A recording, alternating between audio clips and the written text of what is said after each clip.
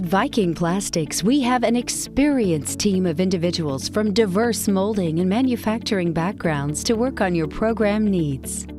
Our engineering and development staff works with our customers during the early stages of the design process to implement best practices and design for manufacturability improvements that yield more efficient launches and higher quality parts. Our engineering team practices a rigorous advanced product quality planning process, also known as APQP, that involves cross-functional teams. An experienced program manager will guide your new programs through all phases of validation and into a zero-defect launch. Computer-aided engineering techniques, including mold filling simulation and stress analysis, may be performed. In addition, attention will be paid to selection of RJG monitoring sensors, which will ensure 100% good quality product. With wide-ranging partnerships located domestically and globally, Viking creates unique tooling, alternative processes, automation, and secondary equipment solutions that are tailored to customer-specific program requirements.